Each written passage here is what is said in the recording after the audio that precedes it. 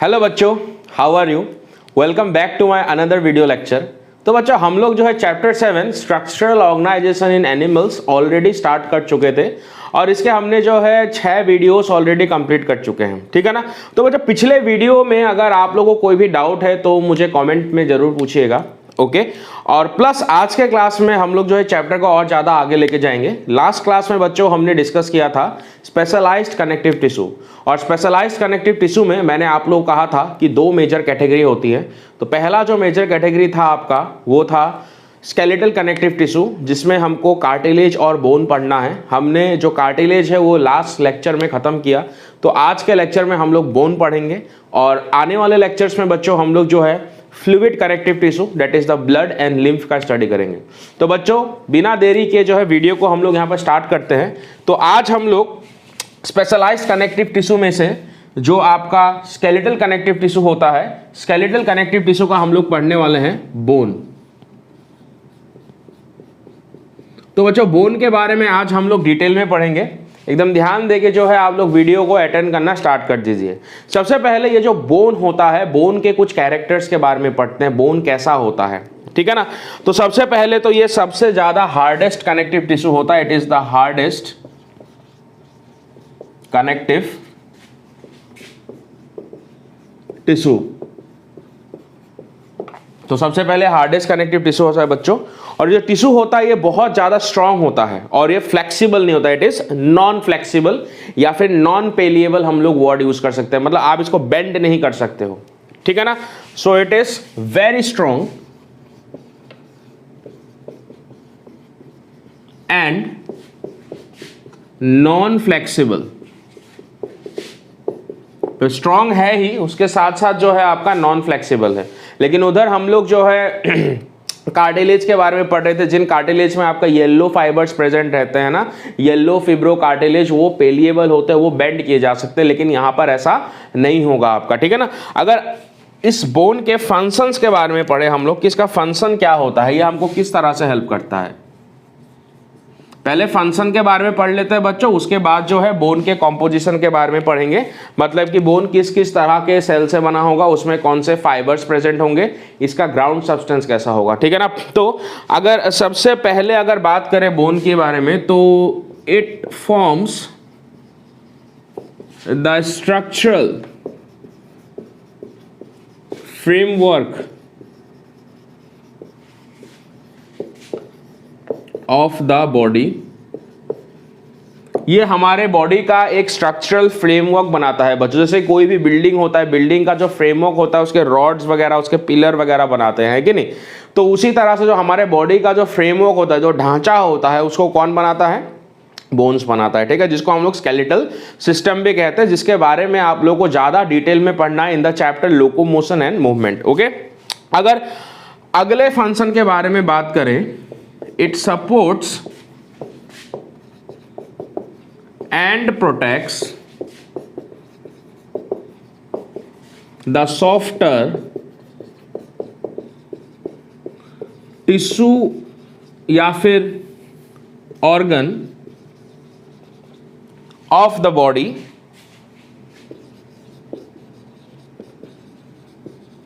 जैसे कि हो गया हार्ट।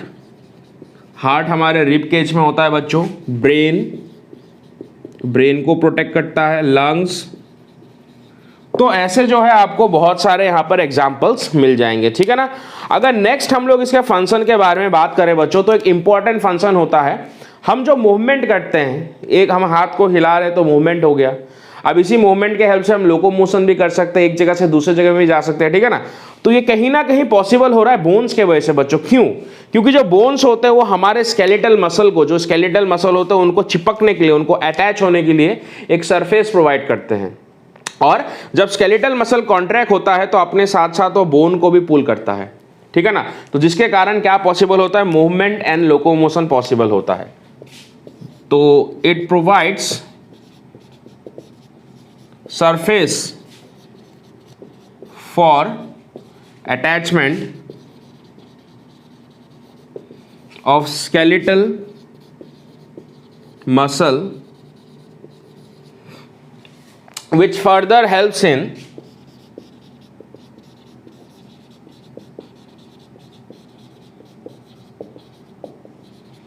Movement and locomotion.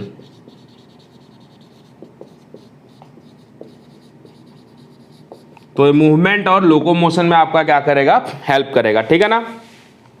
अगला फंक्शन क्या हो सकता है बच्चों, देखो हमारे बॉडी में कैल्शियम की जो इंपॉर्टेंस होती है बहुत ज्यादा होती है, ठीक है। आप लोग धीरे धीरे पढ़ते जाओगे। कैल्शियम जैसे कि हमको हेल्प करता है ब्लड कोगुलेशन, जब हमको कोई चोट लग जाता है, खून बाहर निकल जाता है, तो ब्लड को कोगुलेट होने के लिए जो है कैल्शियम ही हेल्प करता है आपका। नर्व इंपल्स, जब नर्व एक न्यूरॉन से दूसरे न्यूरॉन में आपका क्या होता है, जब इंपल्स प्रोपोगेट होता है वहां पर भी कैल्शियम ही हेल्प करता है, ठीक है ना। मसल कॉन्ट्रैक्शन में भी कैल्शियम हेल्प करता है। उस तरह से फोस्फेट भी आपका क्या होता है, बहुत ज्यादा हमको अलग अलग फिजियोलॉजिकल एक्टिविटीज में हेल्प करता है। और ये सारे जो आयंस होते हैं बच्चों, ये बोन में डिपॉजिटेड होते हैं। लेटर ऑन हम जब बोन के मैट्रिक्स के बारे में पढ़ेंगे तो मैं बताऊंगा। तो it serves as a storage for, it serves as a storage for calcium and phosphate,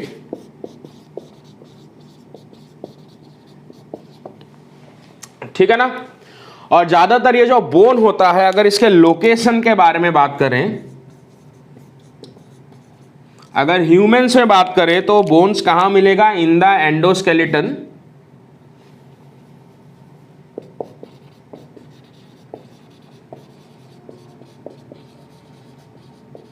of vertebrates. तो ये वर्टिब्रेट्स के आपके एंडोस्केलेटन में आपको क्या मिलेगा, बोन मिलेगा। तो बच्चों ये तो सिंपल सी बातें हैं जो मैंने आपको बताया। मैंने बताया कि बोन के बारे में तो हमारे बॉडी का सबसे हार्डेस्ट कनेक्टिव टिश्यू है, या फिर अगर आपसे नीट में ये भी क्वेश्चन पूछ लिया जाए हमारे बॉडी का हार्डेस्ट टिश्यू कौन सा है, तो आंसर आपका क्या होना पड़ेगा, यहाँ पर बोन होना पड़ेगा, ठीक है ना। ये बहुत स्ट्रांग होता है, ये फ्लेक्सिबल नहीं होता है, इसको मोड़ नहीं सकते हैं बच्चों हम लोग। फंक्शन जैसे कि मैंने बताया आपको, यहाँ पर एक ढांचा बनाता है, हमारे बॉडी का फ्रेमवर्क बनाता है। हमारे बॉडी के सॉफ्ट ऑर्गन या फिर वाइटल ऑर्गन्स, जो ऑर्गन बहुत इंपॉर्टेंट होते हैं, उनको प्रोटेक्शन प्रोवाइड करता है। मसल्स को चिपकने के लिए, स्केलेटल मसल को चिपकने के लिए आपका सरफेस प्रोवाइड करता है, जिससे कि अल्टीमेटली मूवमेंट और लोकोमोशन पॉसिबल होता है। ये आपका कैल्शियम और फॉस्फेट के स्टोरेज के साइट का भी काम करता है। जब जरूरत होती है कभी कभी, तो यहाँ से जो है कैल्शियम ब्लड में आता है आपका, जिससे फिर फर्दर जो भी काम होता है वो काम लिया जाता है आपका, ठीक है ना। और लोकेशन बोन्स आपको कहाँ मिलने वाले हैं, जो वर्टिब्रेट्स होते हैं उनके एंडोस्केलेटन में आपको ये मिल जाएगा, ठीक है ना। अब हम जानने की कोशिश करेंगे जो बोन है ये बनता कैसे है आपका, ठीक है ना, मतलब इसके कॉम्पोजिशन के बारे में बात करेंगे हम लोग। तो मेरे ख्याल से यहां तक आपको समझ में आ गया। Now will be discussing the composition of bone. तो बच्चों बहुत ज्यादा ध्यान देना है आप लोगों को, ठीक है ना। तो let's discuss now composition of bone.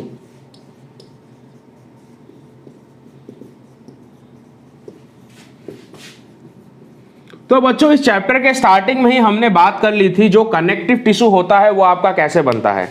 तो जो कनेक्टिव टिश्यू होता है वो आपका बनेगा मैट्रिक्स, मतलब ग्राउंड सब्सटेंस। उसमें सेल्स मिलेंगे और क्या मिलेंगे बच्चों, फाइबर मिलेंगे, ठीक है ना। तो सबसे पहला जो आपको यहां पर मिलने वाला है, you will be getting the matrix या फिर ग्राउंड सब्सटेंस।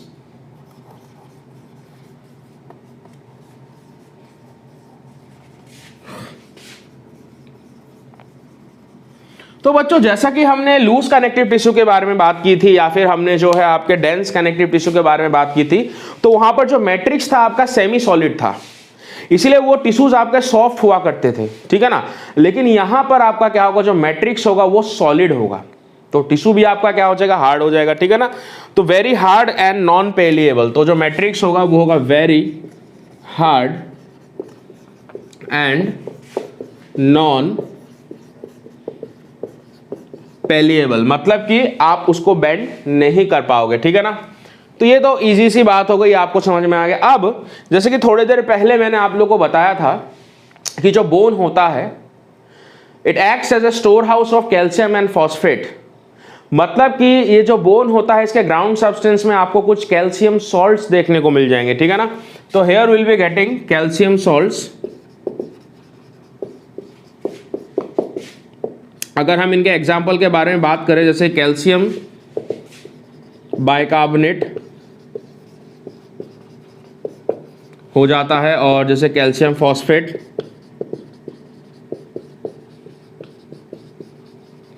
और भी बहुत तरह के आपको क्या मिल जाएंगे यहाँ पर, कैल्शियम सॉल्ट्स मिल जाएंगे। लेकिन ये दोनों आपके क्या होता है, major type of calcium salts होंगे जो आपको बोन के मैट्रिक्स में देखने को मिलेंगे, ठीक है ना। इसके अलावा बच्चों एक क्वेश्चन नीट में बहुत पूछा जाता है, जो बोन का मैट्रिक्स होता है उसमें एक स्पेशल प्रोटीन मिलता है, उसको कहते हैं ओसेन प्रोटीन। ये बहुत ज्यादा इंपॉर्टेंट पॉइंट है लेकिन, ठीक है ना, क्वेश्चन पूछा गया है। आप लोग अगर डीपीपी से क्वेश्चन प्रैक्टिस करोगे तो आप लोगों को पता चल जाएगा कि जो बोन है, या फिर ऐसा क्वेश्चन पूछ लिया जाएगा बोन के मैट्रिक्स में कौन सा प्रोटीन प्रेजेंट होता है, या फिर ओसेन प्रोटीन आपको कौन से टिश्यू में मिलता है, ठीक है ना। तो इस तरह का आपको क्वेश्चन पूछा जाएगा। अगला अगर हम लोग बात करें, यहाँ पर जो सेकेंड आपको कॉम्पोनेंट देखने को मिलेगा, you will be getting the fibres. और आपको यहाँ पर किस तरह के फाइबर्स देखने को मिलेंगे, तो आपको यहाँ पर बच्चों कोलाजेनस फाइबर देखने को मिलेंगे। Okay, you will be able to see collagenous fibre.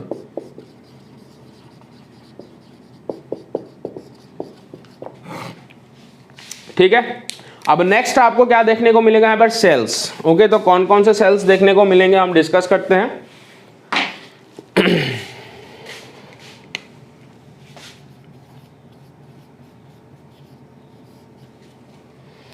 तो सेल्स आपको यहां पर पहला सेल जो देखने को मिलेगा, ऑस्टियोब्लास्ट।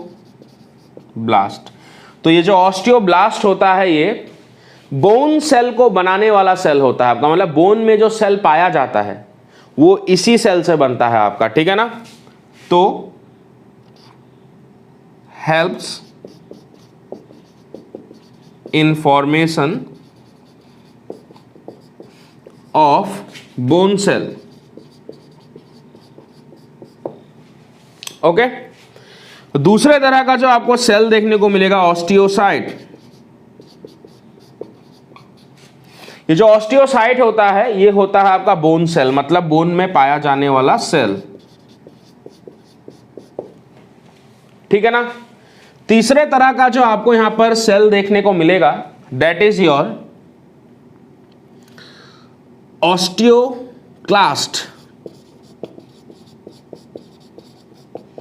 देखो बच्चों, जिस तरह से कार्टिलेज में हमको क्या देखने को मिल रहा था, कॉन्ड्रोक्लास्ट देखने को मिल रहा था, वहां पर वो क्या काम कर रहा था, उसका नेचर क्या था, फैगोसाइटिक।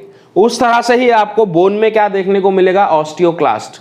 और ये जो अपना ऑस्टियोक्लास्ट सेल है ये भी आपका क्या है, फैगोसाइटिक इन नेचर है, ठीक है ना। So it is phagocytic in nature.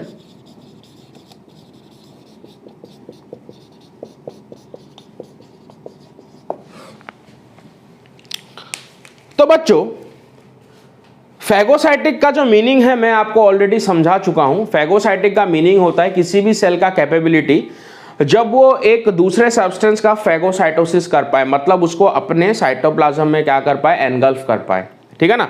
तो उसी तरह से ये जो ऑस्टियोक्लास्ट सेल होता है ये बोन में किसकी तरह काम करता है, फैगोसाइट की तरह आपका काम करेगा। अब बच्चों ये जो ऑस्टियोसाइट है इसके स्ट्रक्चर के बारे में मैं थोड़ा सा आपसे बात करता हूं, ठीक है ना।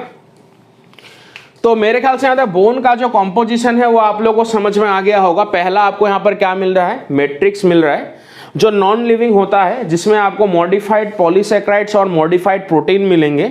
लेकिन बोन में उनके अलावा आपको क्या देखने को मिलेगा, कैल्शियम सॉल्ट्स देखने को मिलेगा। कौन कौन से होंगे, calcium bicarbonate and calcium phosphate. Am I clear. और दूसरा आपको यहाँ पर एक प्रोटीन देखने को मिलेगा जो है ओसेन प्रोटीन, वेरी इंपॉर्टेंट, ये भूलना नहीं है आप लोगों को। फाइबर्स में आपको यहाँ पर खाली कोलाजेनस फाइबर देखने को मिलेगा, रेटिकुलर फाइबर या फिर येलो इलास्टिक फाइबर आपका एब्सेंट होगा। सेल्स के बारे में अगर बात करें बच्चों तो ऑस्टियोब्लास्ट जो किसको बनाता है या फिर जो किसके फॉर्मेशन में हेल्प करता है, ऑस्टियोसाइट। ऑस्टियोसाइट क्या है, बोन सेल, ओके। और तीसरे तरह का सेल है ऑस्टियोक्लास्ट जिसका नेचर होता है फैगोसाइटिक। अब बच्चों मैं थोड़ा सा आपको डिटेल देने वाला हूं ऑस्टियोसाइट के बारे में जो लेटर ऑन आपको जानना पड़ेगा, तो इसको थोड़ा मिटा देते हैं हम लोग यहां पर। अब बच्चों याद कीजिए जब हमने कार्टिलेज पढ़ा था तो कार्टिलेज में जो पाया जाने वाला सेल था आपका कॉन्ड्रोसाइट, वो कॉन्ड्रोसाइट कार्टिलेज में कहां प्रेजेंट था, वो कॉन्ड्रोसाइट कार्टिलेज में कुछ खाली जगहों पर प्रेजेंट था जिनमें फ्लूइड भरा होता था, है ना। उन जगहों का नाम क्या था? लैक्यूने। सेम उसी तरह से ही आपका ये जो ऑस्टियोसाइट है, दिस ऑस्टियोसाइट, ये जो ऑस्टियोसाइट बोन में कहां पे प्रेजेंट होगा? मान लो कि सेम ये बोन का आपका एक क्या है? क्रॉस सेक्शन है मान लो, ठीक है ना। तो बोन के इस क्रॉस सेक्शन में आपको फिर से यहां पर क्या मिल जाएगा? कार्टिलेज की तरह ही कुछ फ्लूइड फिल स्पेसेस देखने को मिल जाएंगे। Here will be able to see certain fluid fill spaces, okay. और जिसके अंदर आपको क्या देखने को मिलेगा? ये ऑस्टियोसाइट देखने को मिलेगा इस तरह से, ठीक है ना। तो ये जो ऑस्टियोसाइट होता है, it is present in matrix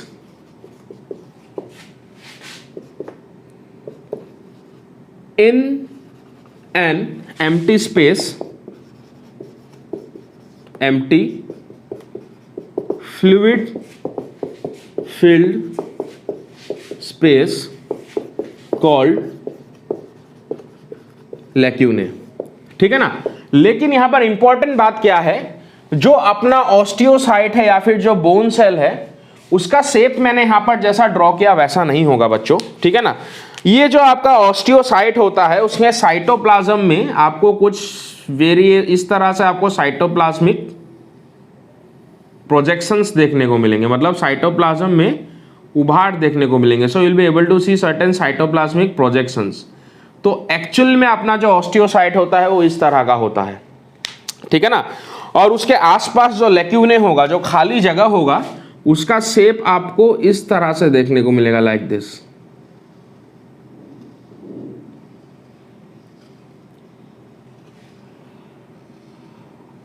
ठीक है। तो ये क्या हो गया अपना? ये रेड से जो ड्रॉ किया है ऑस्टियोसाइट हो गया। ये जो खाली जगह है जहां पर फ्लूइड भरा है, लैक्यूने।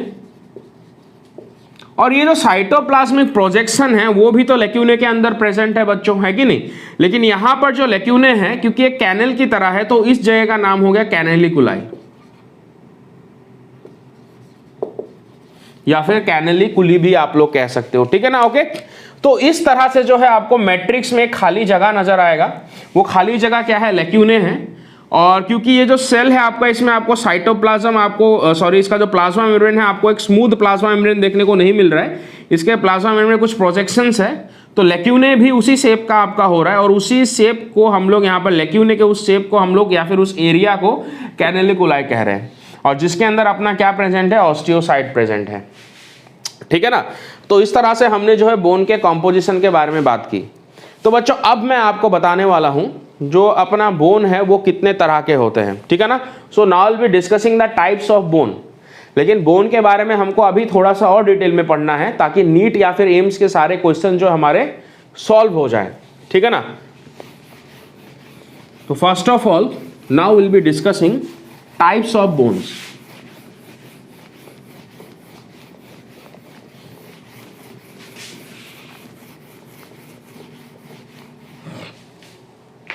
So let's discuss.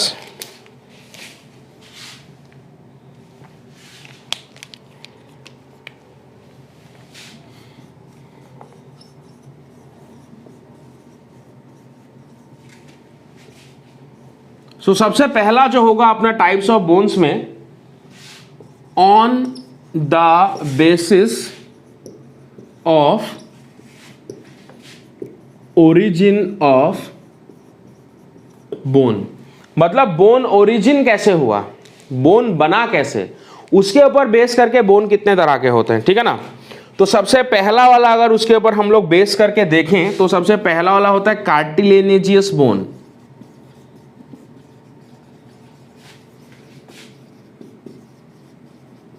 इसको कार्टिलेजियस बोन कहेंगे या फिर सिंपली हम लोग कह सकते हैं कार्टिलेज बोन। इतना लंबा वर्ड लिखने की जरूरत नहीं है, तो सिंपली हम लोग इसको कह सकते हैं कार्टिलेज बोन।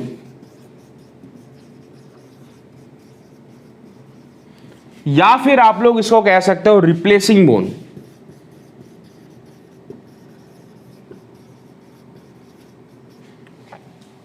तो मेरे ख्याल से थोड़ा बहुत तो पता चल रहा होगा ये कैसे बोन होते हैं। जब कार्टिलेज को बोन से रिप्लेस कर दिया जाता है, मतलब जब कार्टिलेज का जगह कौन ले लेता है, बोन ले लेता है, उसी को हम लोग क्या कहते हैं, कार्टिलेजियस बोन कहते हैं, इसीलिए उसको हम लोग रिप्लेसिंग बोन भी नाम दे रहे हैं, ठीक है ना। So they are formed bye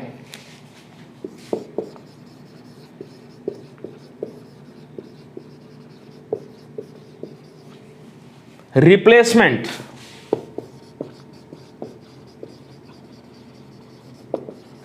of cartilage by bone.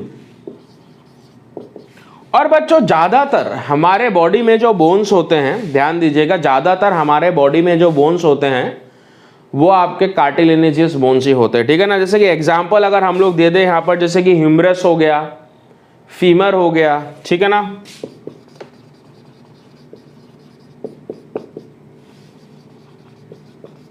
या फिर हमारे गर्डल के बोन हो गए, जो पेल्विक गर्डल हो गया, ठीक है ना, या फिर पेक्टोरल गर्डल हो गया। ओके, तो गर्डल्स, बोन्स ऑफ गर्डल्स,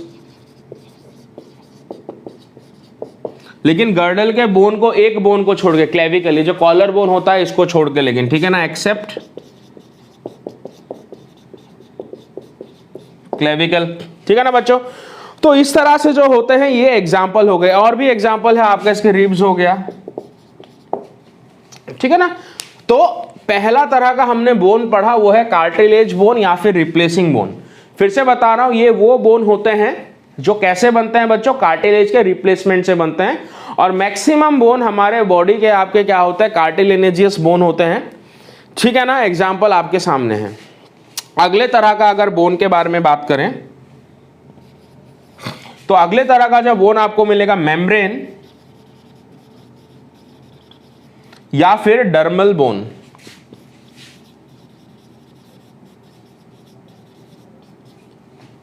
तो ये मेम्ब्रेन बोन क्या होता है या फिर डर्मल बोन क्या होता है, देखो सबसे पहले तो हमारा जो स्किन है वो है एपिडर्मिस, स्किन के नीचे क्या होता है, डर्मिस। अब स्किन के नीचे जो डर्मिस होता है उसको रिप्लेस करके जब बोन बनना स्टार्ट हो जाता है उसको हम लोग क्या कहते हैं बच्चों, डर्मल बोन या फिर मेम्ब्रेन बोन, ठीक है ना। ओके, तो bones are formed in dermis and are invested over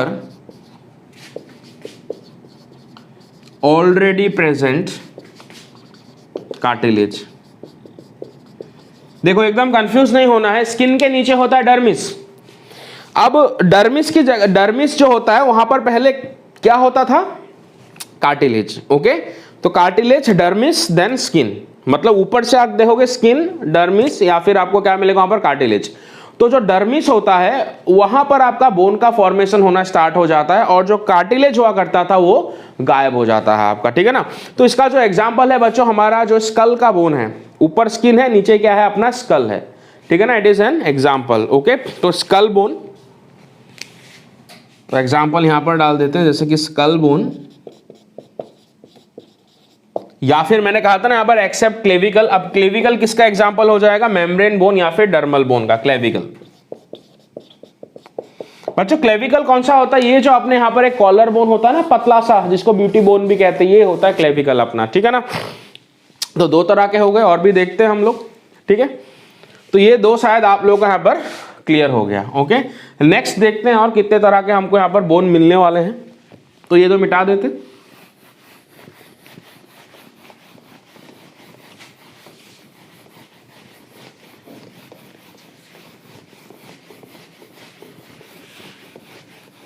मुझे टॉपिक बहुत इंटरेस्टिंग। अब बोन का जो एकदम इंटरेस्टिंग वाला पार्ट है वो आना बाकी है, ठीक है ना। वो पार्ट आपको पढ़ के जो है बहुत ज्यादा मजा आ जाने वाला है, ठीक है। तो जो तीसरा तरह का जो बोन होगा वो होगा सेसेमॉइड bone.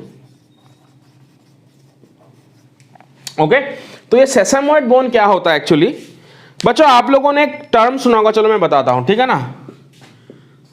Bone is formed by ossification of tendon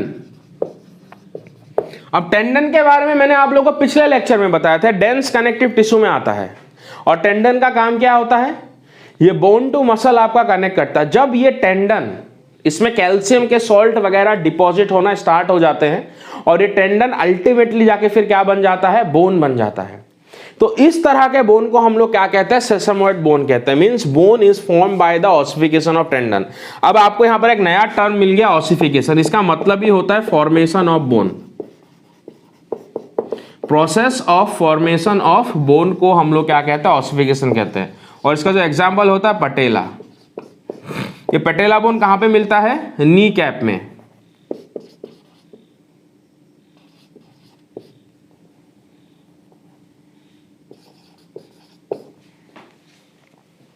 ये जो नी कैप होता है, अपना जो घुटना होता है, घुटने के ऊपर आप देखना एक कटोरा जैसा, एक टोपी जैसा एक बोन होता है आपका, इसको पटेला कहते हैं हम लोग, ठीक है ना। तो ये नी कैप में आपको मिलता है, ठीक है, या फिर नी कैप ही कहेंगे। और जो अगले तरह का जो आपको यहां पर बोन देखने को मिलेगा, this bone is known as a visceral bone.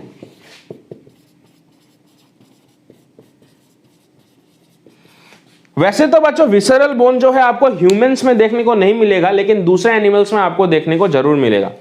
Visceral bone किसको कहते हैं, जब हमारे स्केलेटल सिस्टम से एक बोन का पीस सेपरेट होके विसरल ऑर्गन में आपका क्या हो जाता है, आके रहना स्टार्ट कर देता है, या फिर वहां पे रिसाइड करना स्टार्ट कर देता है आपका, उसको कहते हैं विसरल बोन, ठीक है ना।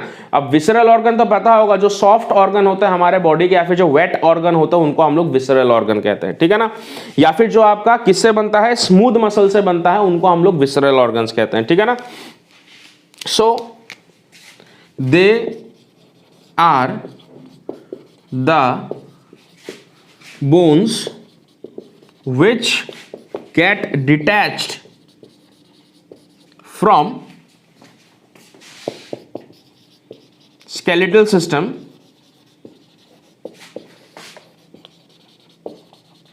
and resides in या फिर comes to visceral organ। तो ऐसे बोन्स को हम लोग क्या कहेंगे बच्चों, विसरल बोन कहेंगे। अगर एग्जाम्पल इसका हम लोग देखें, जैसे कि ऑस्कॉन्ड्रिस,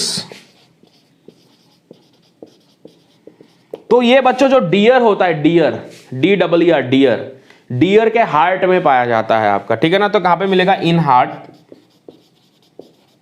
ऑफ डियर, ठीक है ना। उसी तरह से आपको ऑस पेनिस मिलेगा। तो जब बोन आपका क्या होगा, स्केलेटल सिस्टम से सेपरेट हो गया, पेनिस जो आपका क्या होता है, एक एक्सटर्नल जेनिटिलिया होता है आपका, वहां पर आके रेसाइड करना स्टार्ट कर देगा, तो उसको हम लोग कहेंगे ऑस पेनिस। ये ज्यादातर आपके कहां पर पेनिस, जैसे कि रैट्स वगैरह हो गए, उनके पेनिस में मिल जाएगा, या फिर रोडेंट्स वगैरह आके आपको कहां पर मिल जाएगा, पेनिस में मिल जाएगा। एक और एग्जांपल है ऑस रोस्ट्रेलिस। रोस्ट्रेलिस मतलब जो रोस्टम होता है, वहां पर अगर आपका बोन आके रेसाइड करने लग गया, ठीक है ना। एग्जांपल है स्नाउट ऑफ पिग। तो जो पिग होता है, ठीक है ना, उसके जब रोस्ट्रम में आके बोन आके रिसाइड होने लगता है, तो वो भी एग्जांपल हो गया विसरल बोन का। तो बच्चों अभी तक इस लेक्चर में हमने क्या क्या सीखा, इस लेक्चर में हमने अभी तक सीखा कि जो बोन होता है उसका फंक्शन क्या होता है, वो बनता कैसे है, ग्राउंड सब्सटेंस में क्या मिल रहा है, उसमें किस तरह के सेल मिल रहे हैं, कौन सा फाइबर मिल रहा है ना। और हमने देखा कि जो अपना जो ऑस्टियोसाइट है, या फिर आपका क्या है, जो बोन वाला सेल है, वो लैक्यूने में प्रेजेंट होता है। लैक्यूने, उसका जो सेल होता है, उसका हमने साइटोप्लाज्म देखा, उसका स्मूथ, साइटोप्लाज्म नहीं सॉरी, उसका जो प्लाज्मा मेम्ब्रेन होता है वो स्मूथ नहीं होता, उसमें को साइटोप्लाज्म में प्रोजेक्शन देखने को मिलते हैं ना। उसी तरह से लैक्यूने का शेप होता है, तो हमको लैक्यूने और क्या मिल रहा है वहां पर, कैनेलिकुलाई मिल रहा है ना। और फिर हमने क्या देखा, टाइप्स ऑफ बोन्स। तो ये हमने पहला टाइप देखा, on the basis of origin of bone. तो बच्चों इस क्लास में इतना ही पढ़ेंगे, और अगले लेक्चर में फिर मैं आपको बताऊंगा दोबारा से टाइप्स ऑफ बोन से ही हम लोग स्टार्ट करेंगे, लेकिन उस बार बोन्स के शेप के बारे में डिस्कस करेंगे। और फिर हम लोग वहां पर जो लॉन्ग बोन के बारे में डिस्कस करेंगे, लॉन्ग बोन कैसा होता है, उसके पार्ट्स क्या होते हैं, उसके अंदर किस तरह का कैनल होता है आपका, ठीक है ना, इसको हर्वेशियन कैनल कहा जाता है, ठीक है। तो एवरीथिंग विल बी डिस्कसिंग, मतलब अगले क्लास में हमको बोन के एनाटॉमी के बारे में पढ़ना है। तो इस लेक्चर में अगर कोई डाउट है तो कमेंट करके मेरे को जरूर बताइएगा, ठीक है ना। तो हम अगले लेक्चर में फिर यहीं से कंटिन्यू करेंगे। Thank you everybody.